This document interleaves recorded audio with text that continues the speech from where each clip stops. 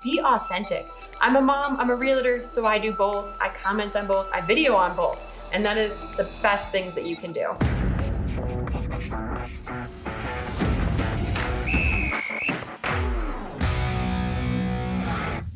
Hi everyone, thank you for joining us for Coach on the Clock. My name is Marietta Companie, and today I am so excited. I am joined by Kati Zuromski of Keller Williams Group here in Denver, Colorado. She is a TikTok star.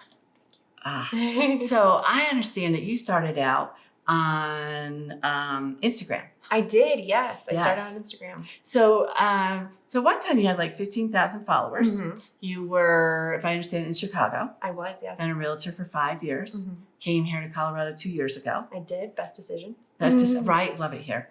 And you currently have about 5,800. 8,400. 8,400. I know. We are still growing. Wow. It's growing so much. So 8,400 Instagram followers. Mm-hmm. But you were also a early TikTok adopter. I was, yes. Okay.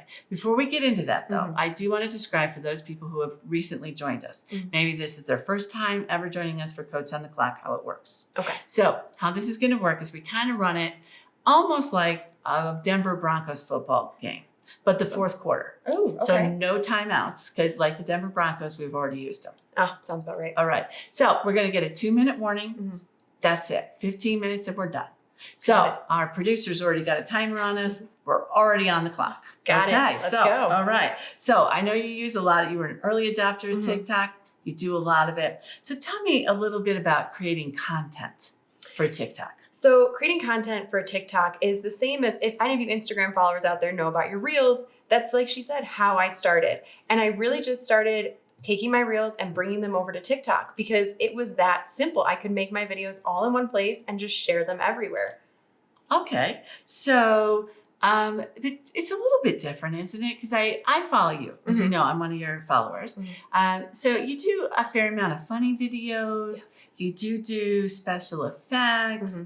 And you also like to do some hashtag challenges. I do. So I really realized once I went over to TikTok how much more they had to offer, like you said, with the challenges and the trends. So I had a lot more fun making TikTok videos than I did making Reels. And I hate to say it because I loved my Reels, but TikToks are just so much fun. They really are. Right? So tell me a little bit about it. I know when we had chatted earlier, you do a fair amount of planning for your videos. I do, yes. I'm a big believer in time blocker. I think every realtor should just time block no matter what type of social media marketing you do. But I plan these videos out so that way I'm not rushing last minute trying to find content and create things. I like to show homes on my video. I like to do, you've seen a few of them, my challenges and trends that everybody's out there doing, but I put a real estate spin on it because that's just fun. It's what I like to do. Right? But not everything's real estate. No, you've seen I have a few fun personal videos because I like to be authentic. That is my biggest thing. Yes. I'm a mom. It happens. Sometimes your kids have to come to work. I had a video recently with my youngest coming with me to work because my buyer was bringing her kids and they needed a playmate. So I made a whole TikTok around that, which was really fun. I'm also in the process of doing a TikTok because I'm personally building out another bedroom in my home. And if you've ever done a home remodel, you know that that is a process. And it's only going to look like 1 minute on TikTok, but it's been a couple months. Right. You also did one recently, your children's playroom. Yes. And you followed a trend. So you did a trendy video. I did. Right. And you did the kapow type thing. It was kind of fun. So it was the before a kid's room playroom, which we can all imagine what it looked like. Total disaster. Right. And then you did the after. Yes. Totally organized. Beautiful. Marie Kondo would have been, she would have been so impressed with you. Thank you. Yes.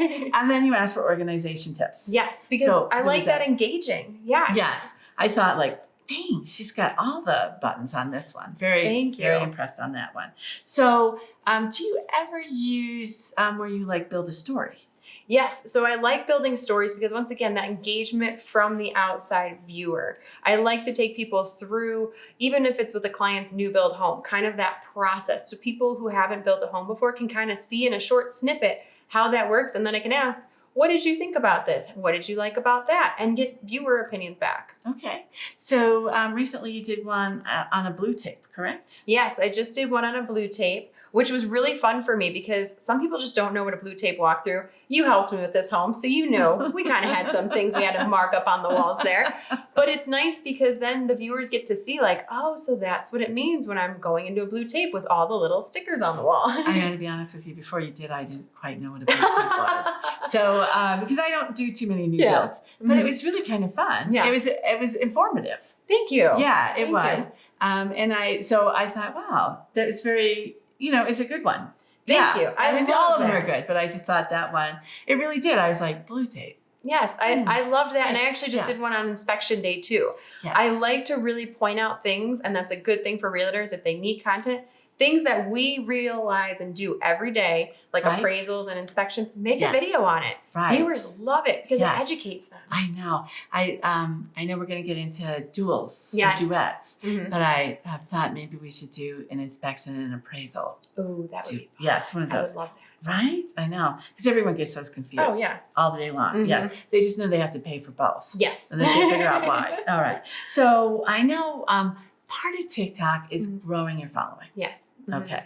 So you've done a pretty good job of that. Thank you. Yeah. But if I understand it correctly, part of it, and I've just kind of started with TikTok. Part of that, if I wanted to grow my following, is that I need to use the right hashtags. Correct. Yes. Hashtags are very important when it comes to TikTok. Okay. Unlike all the other social medias, hashtags are great and they're useful, but TikTok, that is how people find you. Anytime they go up to that search bar, if they type something in, say cheesecake, guess what? All the hashtags with cheesecake videos are all going to pop up. So you want to make sure that your hashtags are related to your video. Or if you're doing a trend like my kid's room, or I had one the other day about I understood the assignment. If you're a TikTok follower, you know that trend right now. And I hashtag that. And that's how I started getting more followers, more views, more likes. Yes. Yes. Mhm.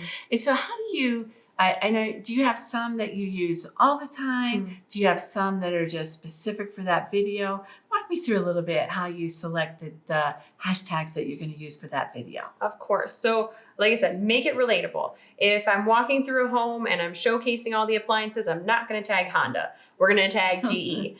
But if we're also doing stuff, whether it's in an area or a town, I always like to make sure to tag that town. I personally have a hashtag called the Adventuring Realtor because that's what I call myself. I like to do some fun stuff. So I use that hashtag almost on all of my videos. But I also like to see what other realtors are doing and what videos are producing. So I've done restaurants before, and I like to see what restaurants have certain hashtags that have made them get more views. Okay. You mentioned like you wouldn't tag Honda. Yes. Okay. So there are definitely some don'ts. There are definitely some don'ts. Okay. If you are a realtor showing a home, you are not going to hashtag chef. Because you're not a chef, you're a realtor. So you want to make sure that TikTok doesn't see that and go, oh, no, we're going to report you. Because they don't like when their videos are getting hashtagged with things that aren't related to those videos. They feel like it's misguidance to the viewer. Okay. So don't try to be something you're not. No, be who you are. Exactly. Okay, got it. So marketing strategies. So we know not to be who we're not. Bingo. But we want to market our stuff. We want to obviously increase our following. We need to market a little bit here. Exactly. So you had mentioned duets. Yes. Okay. So duets are kind of unique because you get your following and the other person's following and maybe some other followings. Correct. Right. So kind of describe how that works a little bit. How does a duet work? So really Duet works is you can duet with almost any video, and same with people with your own videos. And it's all about just tagging the other person back and just giving your feedback. Say when we do our appraisal and inspection one, okay, I'll go over inspection stuff, you'll go over appraisal stuff. We can almost overlap a little bit without being next to each other and describe what we either like or don't like about each of the other's content. Or when I did my inspection video, somebody duetted and was like, oh, one of my favorite things is because XYZ. And they even gave more beneficial content to my viewers. Right. I thought that was kind of fun. Yeah. I did. I absolutely. Now, something that I see some realtors using a fair amount of, and I know it in the analytics, it works, but tell me your opinion on using scarcity. Ooh. Use scarcity in scarcity.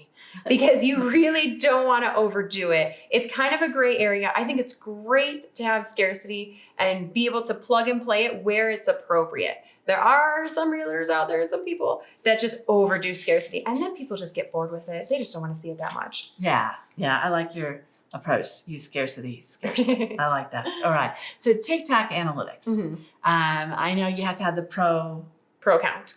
For that. Tell me, I know you use it a lot. Yes. So tell me, what does it do for you? So it's been the biggest, most beneficial thing to my videos because now I get to see what my viewers like, what they don't like. And it's great because sometimes I think I make this amazing video that's gonna crush and it flops and you're like, what happened here? But then I make a video about my kids throwing mud with a stick and it's booming and I need to know why. So I love to use that because then I can see what is actually working on my page and what isn't and what I can change to make it better. Yes, I had the same thing. I posted a video of my dog. We had we had a great month and I was trying to get my dog to be really super excited. Of course, he wasn't. Instead, he just kind of went up to a wall and. Oh no! Yeah. Oh. So, and so I just took a picture of him. I took a video of him like being so not excited, with a very excited, like yeah. With, when all your office mates office from home. It's so hard to have that big office party.